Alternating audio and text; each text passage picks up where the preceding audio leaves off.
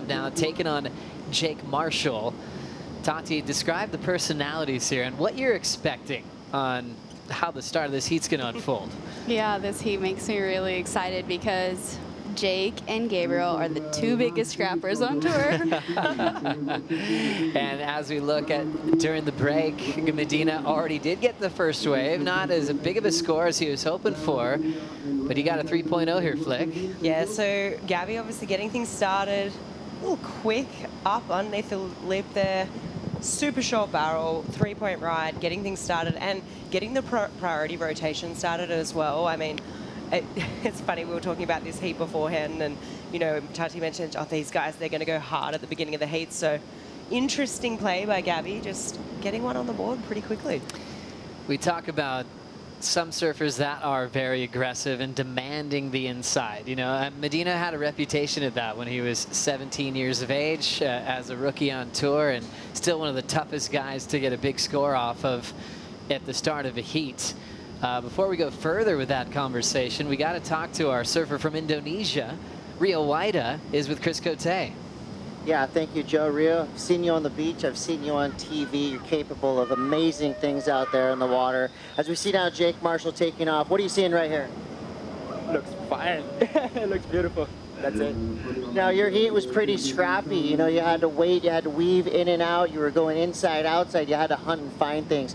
What's going through your mind in a 35-minute like that where you had to try to just earn every point you could get?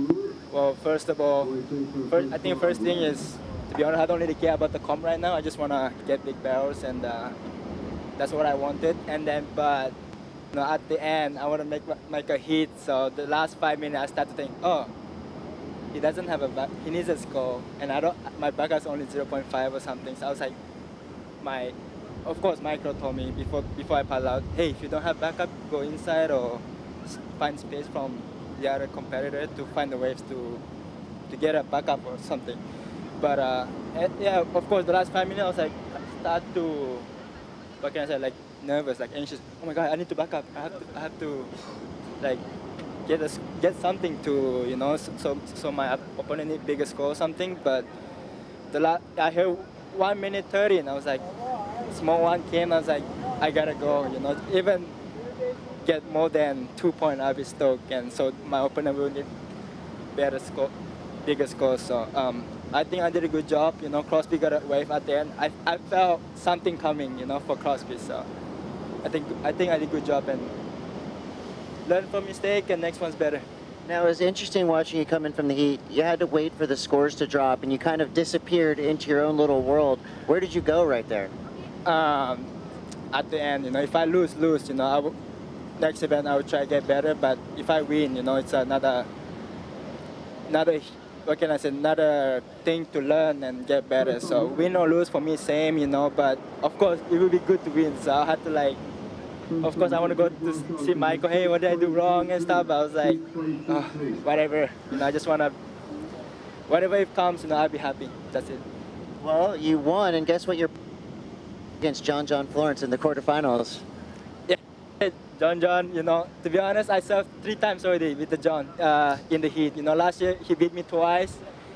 My first round he beat me again, so this is it will be my 4th time surf against him. So it will be fun, you know. Nothing much like me to beat him, but you know, I'm gonna give my best, and I don't really care, Gabby, John, World Champ Italo or Griffin. I will always give my best, and that's what I love to do. Love to hear it. And I know you got a bunch of friends and fans watching right now. What do you want to tell them? Selamat pagi teman-teman di Indonesia. Terima kasih sudah dukung, dan next round di quarter saya akan lebih semangat. Terima kasih. Let's go, Rio. What a weapon. Rio Waida is so rad. Great human. Loved getting to know him the last couple of years on tour. First ever to be full-time for Indonesia. He's proud of where he comes from, and he's always going to put in his best effort no matter what your name is on tour. Looking forward to that matchup with John Florence later on today on finals day. Waves on the way here. Jake deciding not to go. That one's going to drain underneath him and blow a bunch of spit into the channel. Jake did get an opener of a 6.33, so has the lead over Medina. Medina with a 3.0. it's hard sitting here, Tati, without just watching your 10 again. Do you mind if we watch that again from yesterday? And why don't you take us through what it felt like? Because we know how it made us feel, but a 10-point ride in one of the best heats of all time, Tati. Break it down for us. I mean, first of all, what beautiful conditions we had. You know, I almost caught my rail right there, and I just somehow made the drop and tried to stay calm. And obviously, you could see the look on my face, pure elation. It just was something that was, I feel like I was manifesting for so long. And, you know, it finally happened. Even though I didn't make the heat, I felt like it was a moment that I'm going to forever look back on and reflect on. Naomi Osaka actually lost to Iga Swiatek, who's #1. Even though Vahine is not #1, she wrote in her book, reflecting after, "I'm proud of you." And I feel just like that. Like, I'm proud of myself. Because I know the time and the energy that I've put towards big wave surfing, and yeah, it was just a beautiful reward. I just can't believe it still. Honestly, watching that, that's going to go down in history. I feel like you women yesterday set the bar now for what is possible, right? And I'm so glad that WSL made that call to run and give the women the opportunity to do it. It was incredible. And in my eyes, that wave was the best ever women's wave ever ridden in competition. It was incredible. I mean, it brought tears to my eyes just to see you charge so hard, because I feel like you've been waiting for this moment in Waves of Consequence for a while, and it hasn't happened. And I hope that this is the moment the Band-Aid's ripped off, and now you're just going to go, you know, for broke. Yeah. Thank you. That means so much. Jeez, it honestly sounds weird hearing you say that and me being the person that it's about. I don't know. It's just because, like, you know, this year I feel like the narrative has been like the new generation, da-da-da-da. And I feel like, hey guys, I'm still here.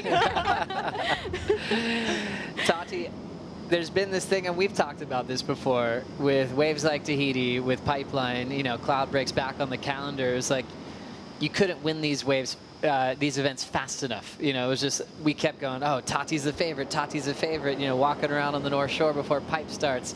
People are on the bike path going, you've got this, you've got this. And it was really cool catching up with you, how that pressure can be overwhelming. What was the difference in this event? Was it having the best forecast that we've had for this event since it's come back? Because you really were in your flow state. Thank you. Honestly, I spoke to my psychologist before the event, and it was a different type of conversation that I've had with her, because obviously I know that I can get barreled. Like, that's one thing that I feel like I do pretty well. It's one of my strengths, especially front side. But, you know, when it comes to a heat, doesn't matter who has more talent or who has worked harder. It matters that who's in that connection, in that flow state at that moment, and who gets the work done, you know? And for me, like a wave like Teahupo'o, that's so perfect, so beautiful, you know, you dream of getting that beautiful 10-point ride. It's so weird having to compete out there when you're seeing these perfect waves, because all of a sudden you're like, I need to make my heat right now. Like, whether the person against me gets a 1 or a freaking 10, I need to make my heat. So you got to compete first and then have that moment, you know? And it's so difficult to do. And I don't know, people like Gabriel Medina, you know, Kelly Slater, John, they do it with such ease because they feel this connection. And I feel like it was that time in my career where I was like, okay, you know what to do. You just need to have that connection, your board, the waves, the ocean, whatever, you know, your heart just knowing that something is bound to happen. Enjoying our conversation with Tati. Ryan Callanan showing up. He's got Baron Mamiya coming up next. Our Cal, considered a veteran these days. It hasn't been always easy, though. He's had to requalify a couple times, but man, he's definitely surfing at the top of his game. Getting into the 9s in this event, an incredible barrel rider. What a big heat. Australia versus Hawaii, Goofy versus regular. As good as it gets. How about this next generation, Tati, that we're getting to watch at Teahupo'o? A lot of young girls already willing to to get crazy over the ledge. Yeah, it's pretty amazing. I mean, obviously, I participated in the Rising Tides here the last few years, and Kaylia, you know, Miss Teahupo'o, she's one of the best out there. She throws herself over the ledge over and over, and you can see that it's pushing all the other girls. You know, Kiara Gold, too. She's ripping, and yeah, there's just so many. You know, Taki, there's so many of them, and they're all just with, like, bright eyes looking around, like, ready to go on the waves, you know? That's really cool. I remember another one of my favorite stories of your career was just a good reminder of how long you've been trying to push the tour into better, bigger waves. That moment in France that we'll never forget. You got a 10 yesterday, but you also got a 10 all those years ago at Hossegor when it was absolutely pumping.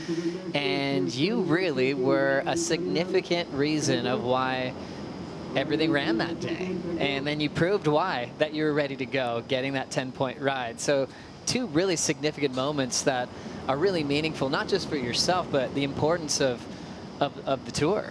Yeah, thank you, Joe. I appreciate that. Honestly, never thought I was going to get another 10 in my career. So that's really cool.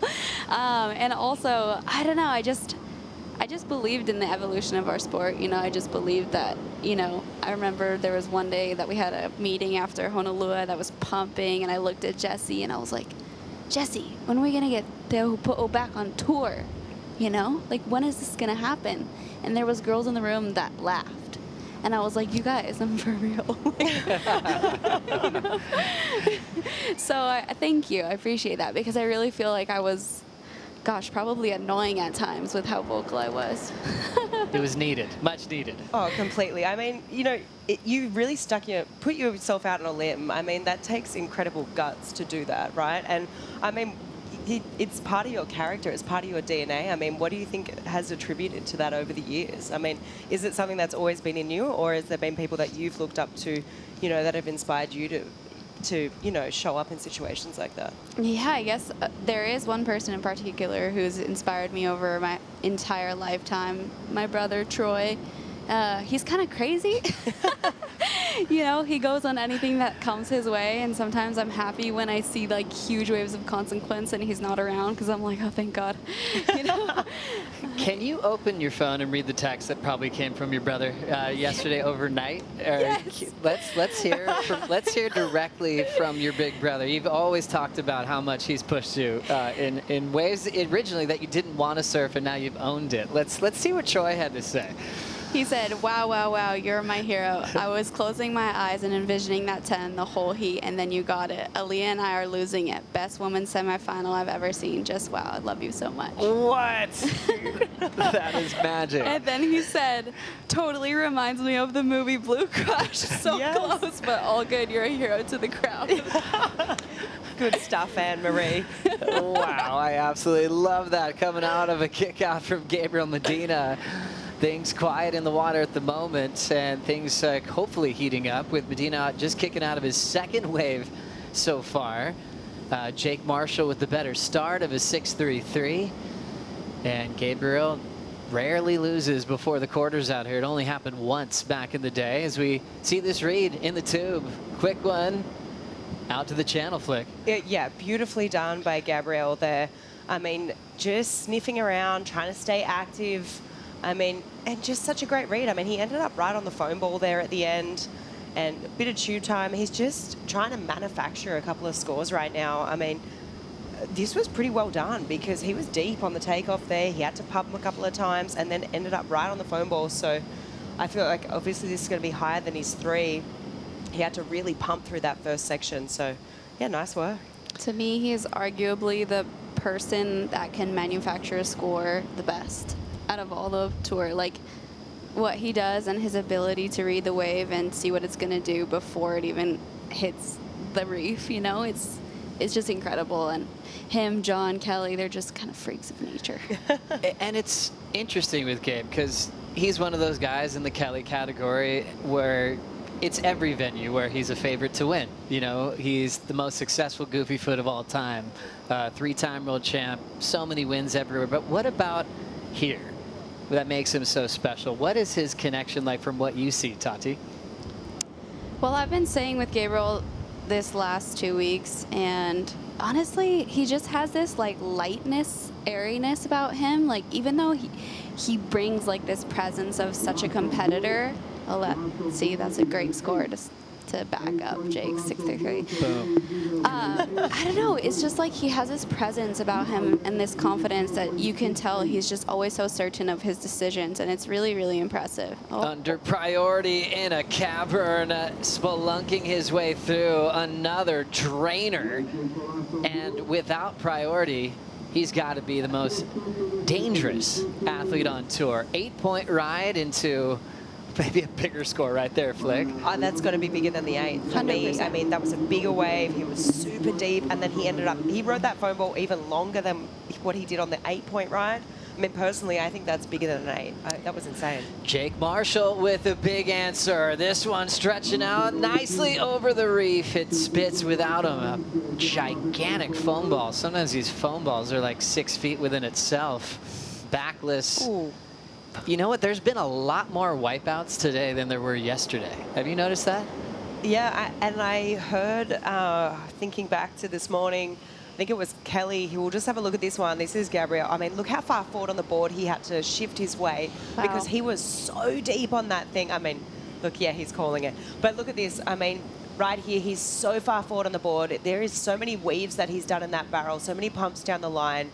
He rode the foam ball for so long. This thing was insane. I don't think he could have gotten much deeper. You saw how like he was on the foam ball for pretty much the whole wave until he came out. And that's what's so difficult about Teahupo'o is it just the foam ball really bucks you. You know, you saw Jake Marshall getting bucked off. But I don't know. In my opinion, it's got to go close to a 10 because honestly, the 8 was in comparison, you know, I think like there's 2 points extra there for sure. Yeah, I'd have to agree with that. I think that was just so well done. And I mean, yeah, wow. I mean, let's break down Jake here. So this was behind second wave, the set behind Gabriel. He just got so caught up on this foam ball. Unfortunately, that little bit too deep. But oh yeah. my goodness. There Called we it. go. Had the 8 before. You guys knew it was going to be better. I guess we can't call it a perfect 10 because there is 1-9-8 thrown, but it is a 10-point ride when you throw out the high and the low. And that is Gabriel Medina's 5th 10-point ride in his career at Teahupo'o. Another excellent heat, 18-point combined total. And a 10 under priority. That's how dangerous this man is. That's why he's got the best streak of final appearances in the last decade. In his last 7 starts, 6 finals, 2 wins. And that is just unbelievable. Wow, look at this set. Ooh, that was almost not even paddleable. I mean, it was for Ameo and Matahi. Gosh. Yeah, watching the clips of the free surf sessions and the lead up to this event, the locals step it up every single year. But there was one wave of Ameo that just looked cartoonish. Yeah, honestly, talking about freaks of nature, you know. Gabriel, John Kelly, they do it with such ease, but these guys at this wave, it's a whole other level, you know. Like the drop, like the last swell that we were here for, the drops Ameo was making it just didn't look like you would survive, and he like pops up like nothing's wrong, you know, and it's just so impressive. And Matahi too, you know, he does it with such ease, such confidence, you know. This is their playground. This is what they grew up doing, period. And if for some reason all of a sudden you're getting super drained, super barreled, oh, let me just go switch really quick. Yeah. And just, you know, ride the foam ball switch, make it out, look, you know. It's insane. Like that for me is like mind-boggling. And all the Tahitians, once they get to that point, they're like, okay, time to go switch in the barrel. And you're like, wait, what? It's so cool to watch. So much fun. So cool to watch this man in motion as well. Gabriel Medina looking for another major win here at the end of the road. An 8 to a 10-point ride. Strider, you saw it all. Wow.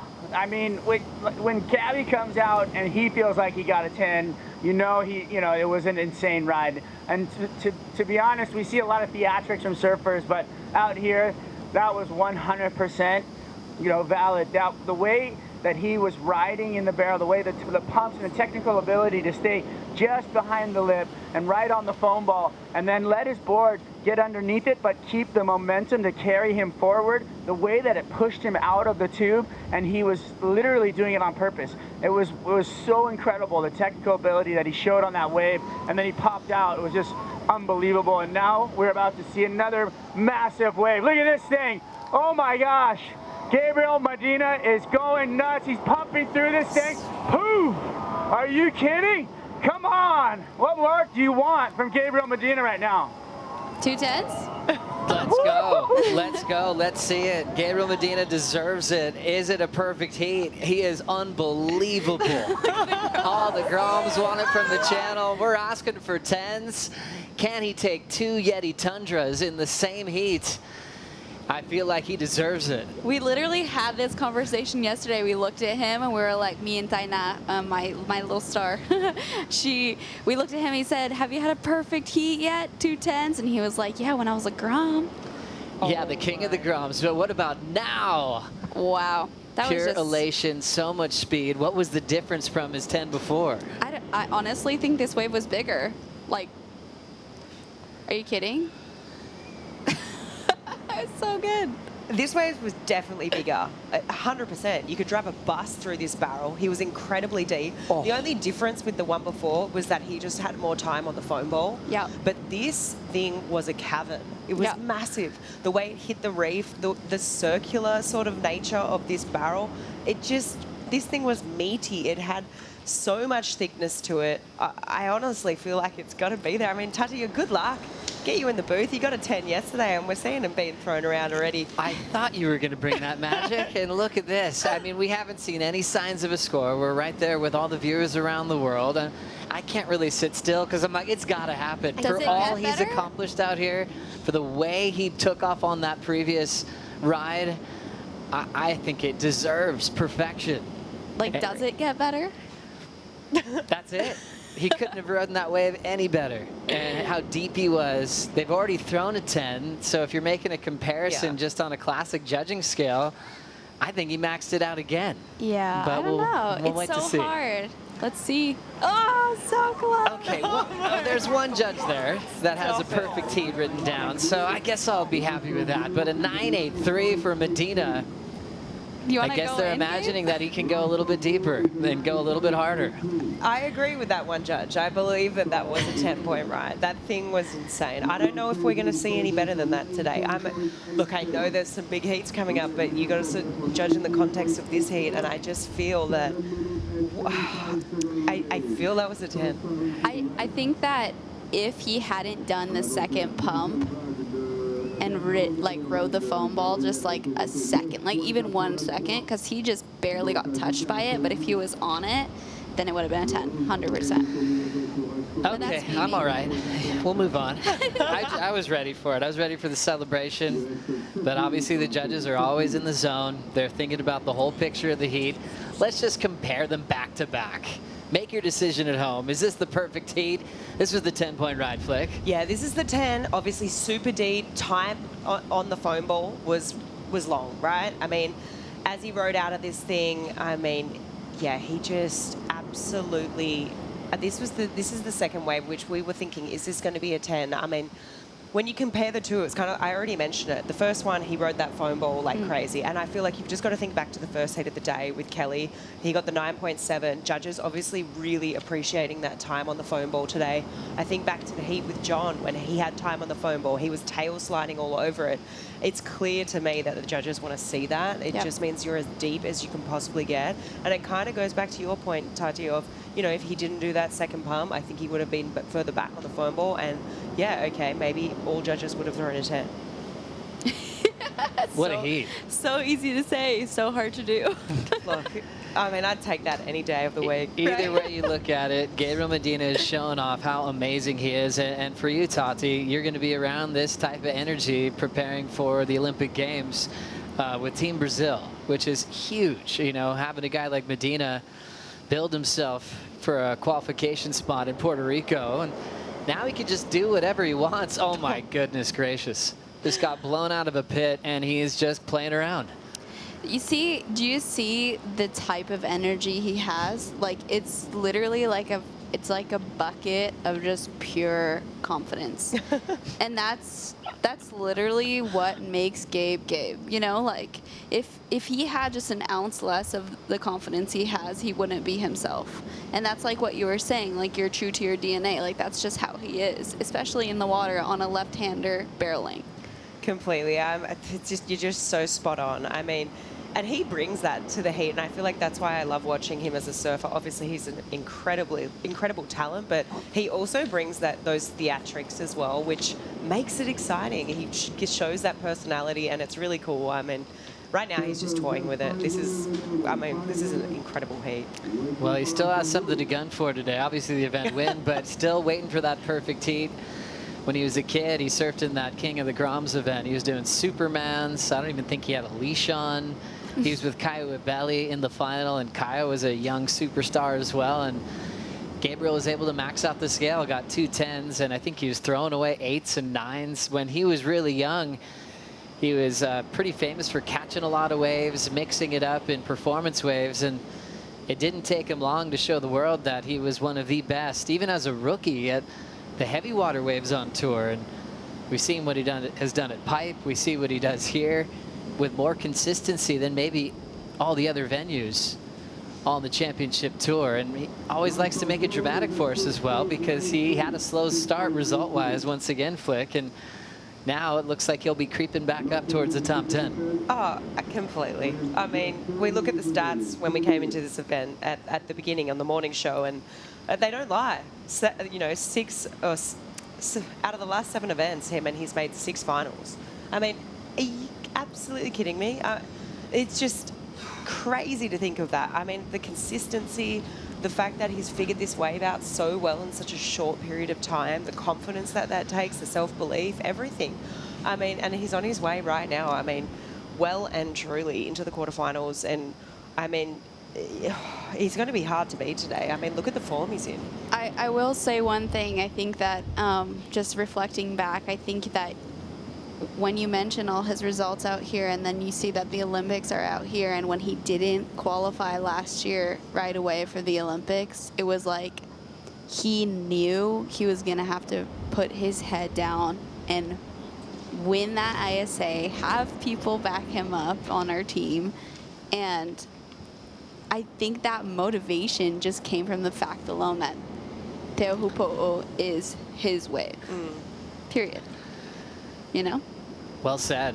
Gabriel Medina, it's his time. He's taken over this wave. A lot of talented Brazilians won before. Well, Bruno Santos was the one that really kicked things off for Brazil here at the end of the road.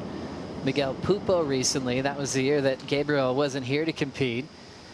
And now he's just right where he left off.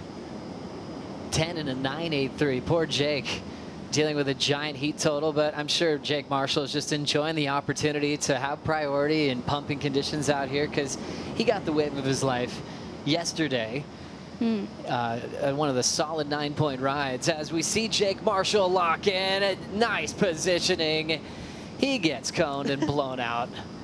So I love that even though he's got a severe combo, he still has his goal of getting really, really barreled. Yeah, and you can see, I mean, he knows the situation. I mean, it's a big, big combination. However, you can just see how stoked he is to come absolutely, you know, blowing out with the spit from that barrel. It's days like this is what you dream of when you're a kid, you know, when you're sitting at school and you're bored and you're drawing the perfect barrel. I mean, this is it, right? This is what you dream of. And you can just see right here that he's like, okay, look, I'll take it. This is amazing. Hey. It's time in the water. It's experience. I mean, that drop was insane.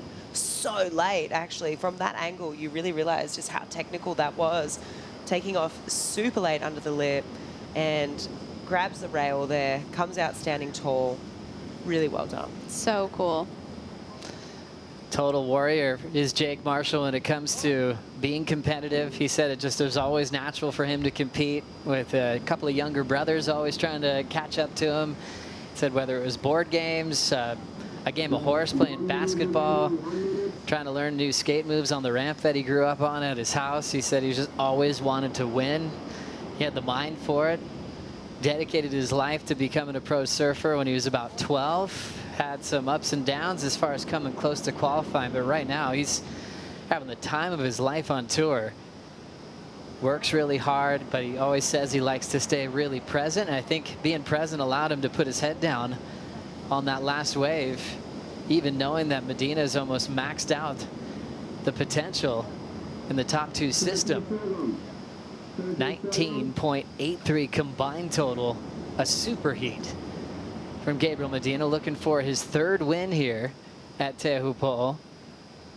And looking for a spot in the quarterfinals. Looks like we will be seeing Gabriel Medina once again in the final series.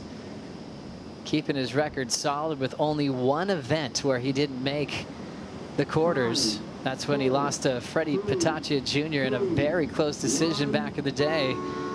What a heat to remember. What an event to remember as Gabe moves on. Thanks for bringing in the 10 mojo to the booth, Tatiana. That was really cool. And